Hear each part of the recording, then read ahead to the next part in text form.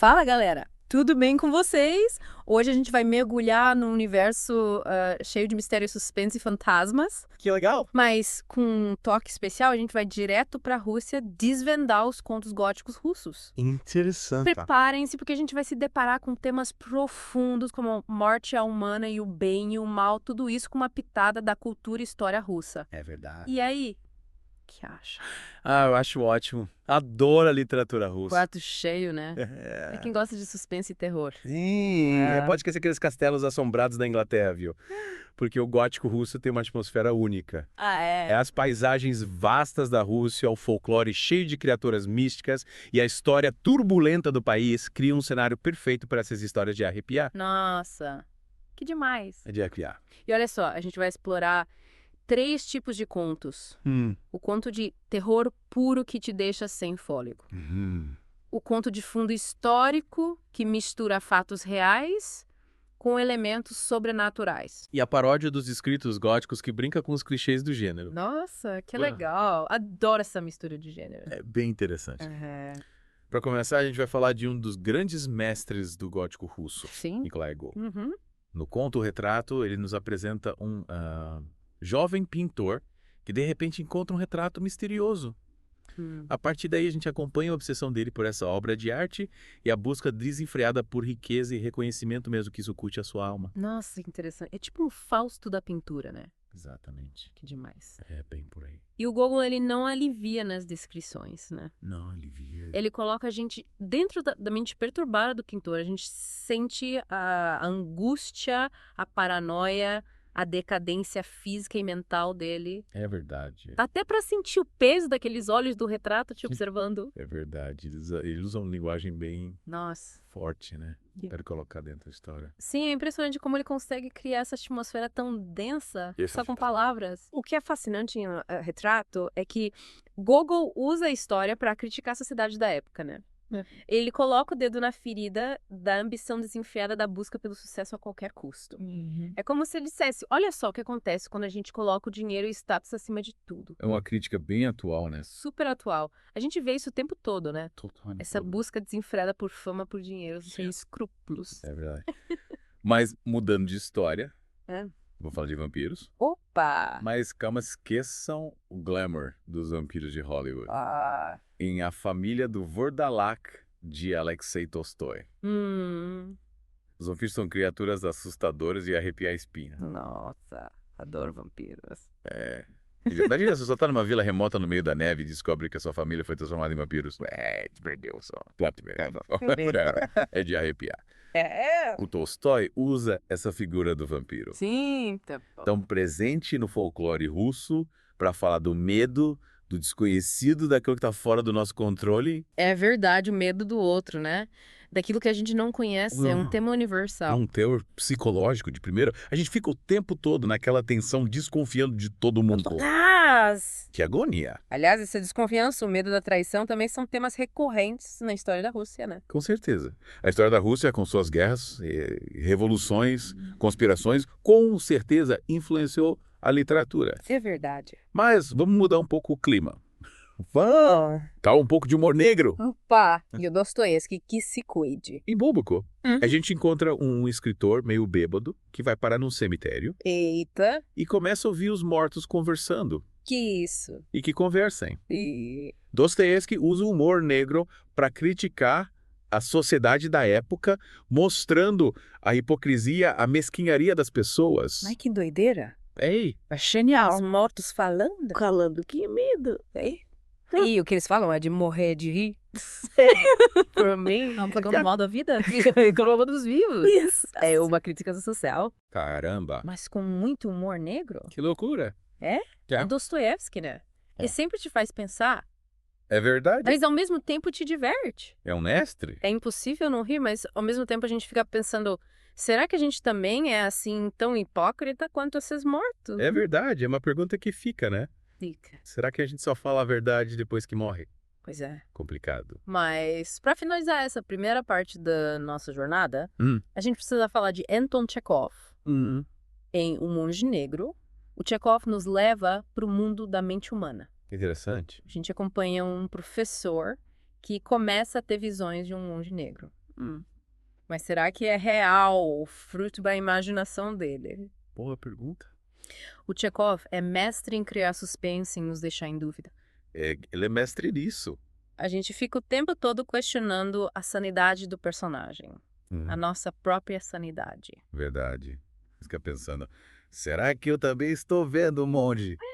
É de enlouquecer. O Monge Negro nos faz pensar sobre a solidão, a fragilidade da mente humana, a busca por significado na vida. É verdade. São temas que mexem com a gente, né? Mexem? Todos nós, em algum momento da vida, nos sentimos perdidos buscando respostas. Com certeza. É a condição humana. É verdade. E é isso que torna os contos góticos russos tão fascinantes. Eles Sim. nos transportam para outro mundo. Uhum. Nos fazem questionar, refletir sobre nós mesmos. Exatamente. Eles mexem com a nossa cabeça É. e com o nosso coração. E a gente ainda vai se aprofundar mais nesse universo. E legal. Na próxima parte, a gente vai explorar como esses autores usam a linguagem, a descrição da natureza, os símbolos, para criar essa atmosfera tão envolvente. Nossa. Tô curioso. Então não desgrudem os fones de ouvido que a gente já volta. Combinado. E voltamos para nossa imersão nos contos góticos russos. A gente já viu como esses contos mexem com a gente, né? Mas agora eu queria saber o que te fascina tanto nesse gênero. Por quê? Será que essas histórias escritas há tanto tempo atrás continuam a nos atrair? É verdade. Essas histórias não envelhecem, elas falam de medos e angústias que são atemporais. Mas no caso da Rússia, tem um ingrediente especial que tempera esse gótico. É verdade. A história da Rússia, com seus períodos de intensa turbulência política e social, as paisagens vastas e a religiosidade, tudo isso contribui para uma atmosfera única perfeita para o gótico. Imagina só aquelas noites longas de inverno na neve cobrindo tudo o isolamento. É a cenária de filme de terror na É série. verdade. É de arrepiar só de pensar. E a gente vê isso refletido nos contos, né? A natureza, por exemplo, não é só um pano de fundo. Ela é uma força poderosa, muitas vezes, ameaçadora, que reflete os próprios dilemas dos personagens. É verdade. A natureza nos contos góticos russos, ela meio que te sufoca, te oprime. Total. É como se ela fosse um reflexo da alma russa, sabe? E essa coisa da vastidão da Rússia, né? De ser um país tão grande e misterioso. Isso também contribui para essa atmosfera. Com certeza. E além da natureza, a gente tem a cultura russa que também dá um peso diferente para temas como a culpa ou pecado, a redenção, a busca por significado. Questões que permeiam muitos dos contos góticos. É verdade. Lembra do conto Monge Negro?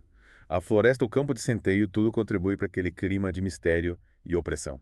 É verdade. E a gente fica o tempo todo se perguntando, né? O que é real? O que é imaginação? Exatamente. E esses temas com certeza mexem com a gente até hoje. Com certeza. Quem nunca se sentiu perdido em busca de respostas questionando o sentido da vida? Acho que é por isso que esses contos continuam tão relevantes. Sim. Eles tocam em feridas que são atemporais. E a gente pode encontrar ecos dessas questões nas obras de autores russos mais modernos também. É verdade.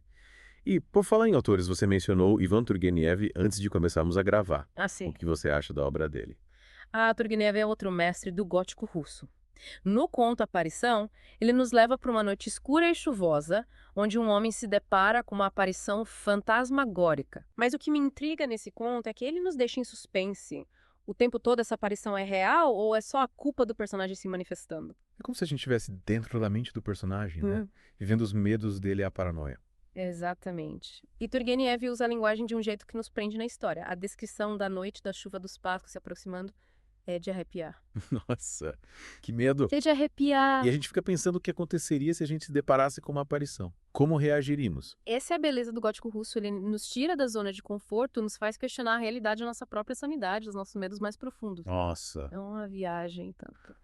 E pensando bem, a gente vive num mundo que, de certa forma, se assemelha ao clima gótico, né? Incertezas, crises, medos, a sensação de que as coisas podem desmoronar a qualquer momento. É verdade. A gente vive numa época meio gótica, né? É. Com todas as crises, guerras, pandemias. E talvez por isso o gótico russo continue a nos atrair. Ele nos oferece um espelho distorcido. Claro. Mas que reflete as nossas próprias angústias, a nossa busca por respostas num mundo que parece cada vez mais complexo. Exatamente. É como se esses contos nos ajudassem a entender um pouco melhor a nossa própria realidade. É como se eles dissessem, você não está sozinho no mundo, outras pessoas já sentiram esses medos, essas angústias. É verdade. E além dos temas e da atmosfera, a gente também precisa falar da forma como esses autores escrevem, né? A linguagem, as figuras de linguagem, a construção dos personagens. Ah, sim. Tudo isso contribui para criar essa imersão no mundo gótico. Concordo. Eles eram verdadeiros artistas da palavra. Usavam a linguagem como um pintor, usa as cores, criando imagens, sensações. E é isso que a gente vai explorar na próxima parte do nosso mergulho. Vamos desvendar os segredos por trás da escrita desses mestres do gótico russo. Então, preparem-se para mais suspense, mistério e, claro, muita literatura russa. A gente já volta. E voltamos para a última parte da nossa viagem pelos cultos góticos russos. Já exploramos os temas da história, a atmosfera, e agora a gente vai mergulhar nos segredos da escrita desses mestres do suspense. Isso aí. É a cereja do bolo, né? Desvendar como eles conseguiam nos prender na leitura. É verdade. Lembra daquela sensação de angústia que a gente sente ao ler o retrato do Gogol? Sim. A forma como ele descreve a obsessão do pintor, a decadência física e mental dele, é de arrepiar. Como ele fazia isso? O Gogol era mestre em criar atmosferas, ele usava as palavras como um pintor usa as cores, sabe? Criando imagens vívidas sensoriais que te colocam dentro da mente perturbada do personagem. Verdade. Ele te coloca dentro da história, né? Com aquelas frases longas, cheias de suspense. E ele usa muitos detalhes visuais, contrastes de luz e sombra para aumentar a sensação de que algo ruim vai acontecer. Nossa, é verdade. E não podemos esquecer dos símbolos, né? Ah, os símbolos. O retrato, por exemplo, não é só um objeto. Ele representa a ambição, a vaidade, a busca por algo que pode te destruir. Que é como um alerta, né? Exatamente. Cuidado com o que você deseja. É isso aí. E o Tolstói, em A Família do Vordalak, também usa a descrição da natureza para criar suspense, né? Sim, totalmente. Aquela aldeia isolada no meio da neve, a floresta escura, o vento ivando. A gente sente o isolamento, a sensação de estar num lugar esquecido por Deus, onde coisas terríveis podem acontecer. E a figura do vampiro, né? Que no folclore russo é diferente do vampiro charmoso dos filmes. É bem diferente, né? É uma criatura assustadora que representa a morte, a doença, a ameaça constante. Que medo. É de arrepiar. O Tolstói usa essa figura de um jeito que a gente fica sem saber em quem confiar. Verdade. É um teor psicológico de primeira. E por falar em terror psicológico, a gente tem o Dostoiévski em Balbuk, A Bolpa. que usa diálogos pra chocar e pra fazer a gente pensar. É verdade. Aqueles diálogos dos mortos no cemitério são de outro mundo. A gente tem a impressão de estar lá ouvindo a conversa. Mas ao mesmo tempo é engraçado porque eles falam cada coisa. É verdade. Sem papas na língua, né? É como se a morte os libertasse, pra falar a verdade. Sem medo das consequências. O humor negro do Dostoiévski é genial, né? Mas ao mesmo tempo fica pensando. É verdade. Ele te faz questionar tudo. É isso. E para finalizar, a gente tem o Chekhov que, em Um Monge Negro, usa a ambiguidade e o mistério para nos deixar perturbados. O Chekhov é mestre em criar essa atmosfera de dúvida, né? Você nunca sabe o que é real, o que é imaginação. A gente mergulha na mente do professor Khovrin e fica sem saber se ele está enlouquecendo ou se o monge é real. E aquele final? Te deixa completamente no ar. Totalmente. Sem respostas. E esses mestres do gótico russo realmente sabiam usar as palavras para criar suspense, medo e te fazer mergulhar no lado mais obscuro da alma humana. É verdade. Eles nos mostram que o terror não está só em monstros e fantasmas, mas também dentro de nós mesmos. Nos nossos medos. Nas nossas angústias. É isso. E aí, o que você achou dessa viagem para os contos góticos russos? Quais detalhes te chamaram mais atenção? Eu adorei. Foi uma viagem incrível. E espero que os nossos ouvintes também tenham gostado. A gente se aprofundou bastante, né? Bastante. Já vimos como esses contos são ricos em detalhes, em simbolismo e em reflexões sobre a vida e a morte. É verdade. E que eles continuam relevantes até hoje porque falam de temas que são universais. Com certeza. O medo, a culpa, a busca por significado, a solidão. É isso aí. E a gente fica por aqui, mas esperamos que vocês continuem explorando esse universo da literatura russa que é cheio de surpresas e reflexões. Meu. Valeu, pessoal. Até a próxima!